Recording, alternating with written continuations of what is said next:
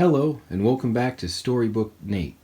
Today, we are reading an excellent story, Walt Disney's Lady and the Tramp.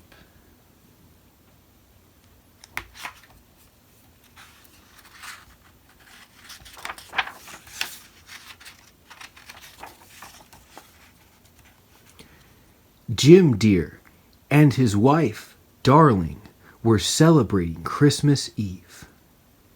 "Here, Darling," he said, handing her a pretty box. Darling untied the ribbon, and out popped the most adorable cocker spaniel puppy she had ever seen. "I love her," Darling exclaimed happily. "She's a perfect little lady."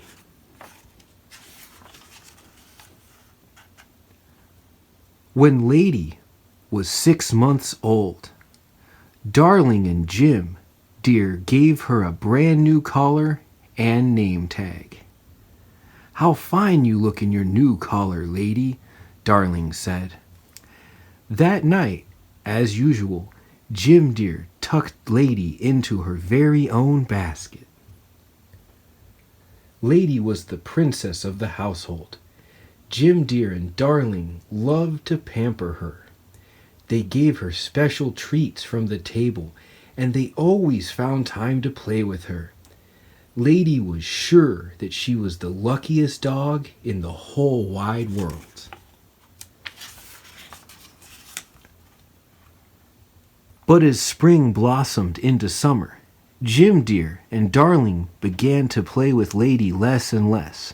Now they spent most of their time talking about someone named Baby. "Who is this baby?" Lady asked herself. "A baby is nothing but a bundle of trouble," said a husky voice. Lady whirled around to see who was speaking. It was a scruffy-looking dog she had never seen before. Why, he wasn't even wearing a collar.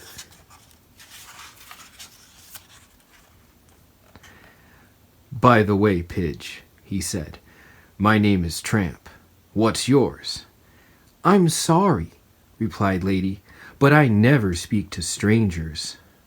"Suit yourself," said Tramp, "but mark my words," he called out as he trotted away. "When a baby moves in, a dog moves out." A short time later, Lady heard new sounds coming from the master bedroom. Soft cooing sounds. "Come in, Lady," Darling said gently. "There's someone I'd like you to meet." "So this is what a baby looks like," thought Lady, wagging her tail happily. "He's not awful at all. Why, he's almost as sweet as a puppy." Soon in life, Lady's household had almost returned to normal. But one day a stern-looking woman barged through the front door carrying a suitcase and a big basket. "We're going away for a few days," Darling explained to Lady, "and we're counting on you to take good care of the baby. Aunt Sarah here has come to help you." 2 pairs of blue eyes stared at Lady from the basket. "I wonder what she has in there," said Lady. She soon found out. The eyes belonged to Aunt Sarah's cats, Cy and Am. The 2 cats hopped out of the basket and made themselves at home. "We are Siamese, if you please. We are Siamese, if you don't please," they hissed. Lady got the feeling that Cy and Am didn't like her, and for some reason Aunt Sarah didn't seem too friendly either. Lady watched sadly as Darling and Jim Dear walked out the door. "Oh, please don't leave me here alone," she said softly.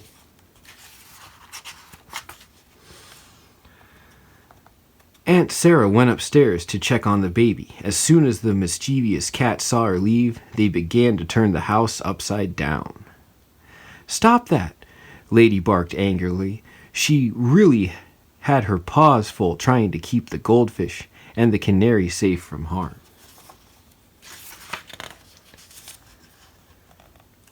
When Aunt Sarah saw the terrible mess, she was sure it was all Lady's fault. "You naughty dog!" Aunt Sarah scolded as she chased Lady from the house with a broom. Poor Lady, she had never been so insulted in all of her life. Upset, she walked out of the yard. Lady didn't pay attention to where she was going, just as long as it was far from Aunt Sarah as possible. It wasn't long before Lady found herself on the other side of town. She was far from her home and the well-mannered dogs who were her friends. Suddenly, Lady heard the angry growls of a pack of vicious dogs. To her surprise, they began to chase her, but before they could harm Lady, Tramp showed up to save the day. "Why don't you pick on somebody your own size instead of bothering the lady?" Tramp shouted at the pack of dogs. Tramp fought like a tiger, and when he was through, those bullies couldn't even run away fast enough. Lady thanked Tramp for rescuing her. Then she told him all about her troubles with Aunt Sarah and the wicked cats. "Poor Pidge," said Tramp. "How about a nice hot meal to cheer you up?" he suggested. He brought Lady to the best Italian restaurant in town. "What a nice surprise!" cried Tony the chef when Tramp appeared at the back door.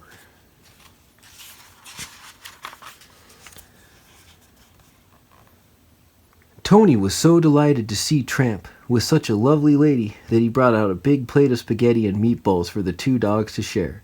He even serenaded them with his accordion. "This is wonderful," Lady said to herself. She gazed fondly at Tramp. He's not so bad after all, even if he doesn't have a collar. After dinner, Tramp took Lady for a romantic stroll through the park. That night, the two dogs fell asleep under a full moon. "Oh dear," cried Lady the next morning. "I should have been home hours ago." "I'll forget about the rules for once," replied Tramp. "There's a whole big world out there for us to explore." "But who will watch over the baby?" asked Lady.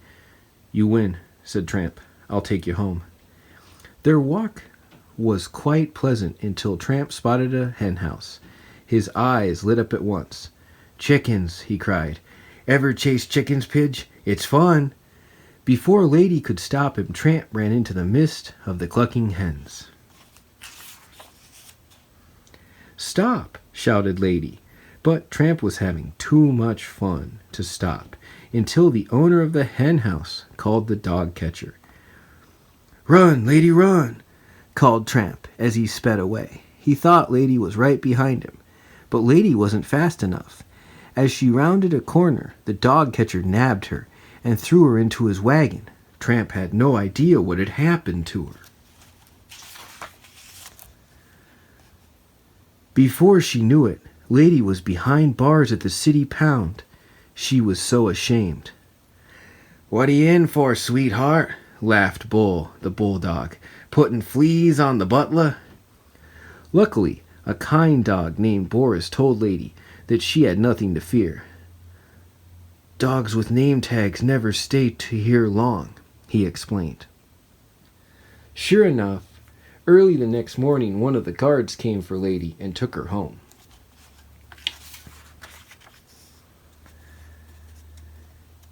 But Aunt Sarah was still upset, so she chained Lady up outside.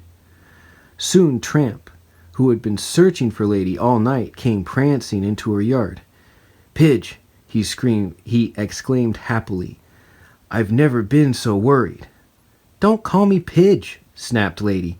"This is all your fault. I never want to see you again." Lady felt sad and lonely. She had promised Darling that she would protect the baby, but how could she do her job if she was chained up outside? Soon it was dark. Lady tossed and turned, but she could not fall asleep. Suddenly she noticed something moving. It was a huge rat, and it was heading right for the house.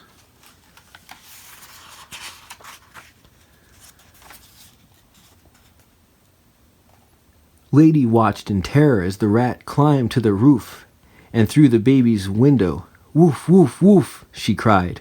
Tramp came running when he heard her bark. "A rat," cried Lady, "in the baby's room." Tramp rushed into the house. Lady managed to break her chain and follow him. Together they ran to the baby's room. Tramp quickly pounced on the rat and they began to fight.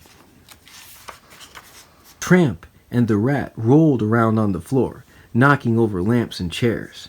Finally, though, Tramp won. "Wah, wah, wah," wailed the baby, who was frightened by all the noise. Aunt Sarah was awakened by the baby's cries. "Shoo!" she cried. "Get back, you brute! Down to the cellar with you!" Aunt Sarah wasted no time in calling the dog catcher, and for the first time in his life, Tramp found himself on his way to the pound. Lady watched sadly as the wagon pulled away. Just then, Jim Deer and Darling arrived home.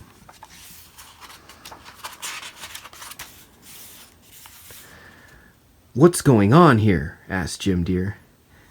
"I found a stray dog in the baby's room," explained Aunt Sarah, "and your dog here was right beside him." With that, Lady began to bark and headed up the stairs. "Stop her!" squealed Aunt Sarah. "She'll hurt the baby." "Nonsense," Jim Deer replied. "She's trying to tell us something."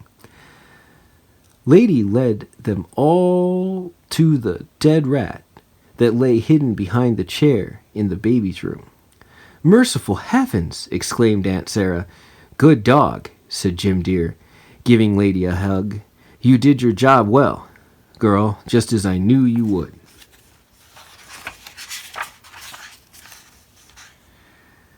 "But what about that other dog?" asked Jim Deer. "He was brave too. Let's see if we can stop the dog catcher before he gets to the pound." Jim Deer and Lady hurried outside. Then they hopped into a taxi and sped after the dog catcher's wagon.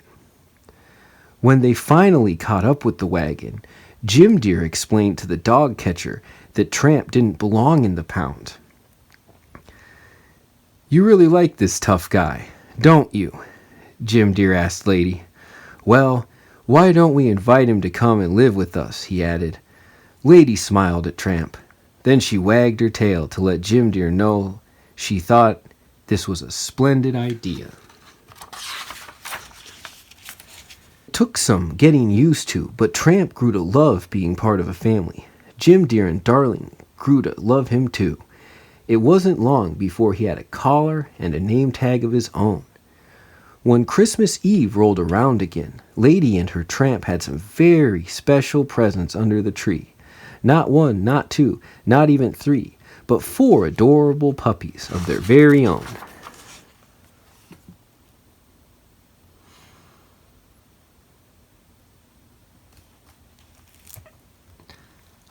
And now we're to my least favorite part of the book. No more book. Thanks for stopping by and keep reading.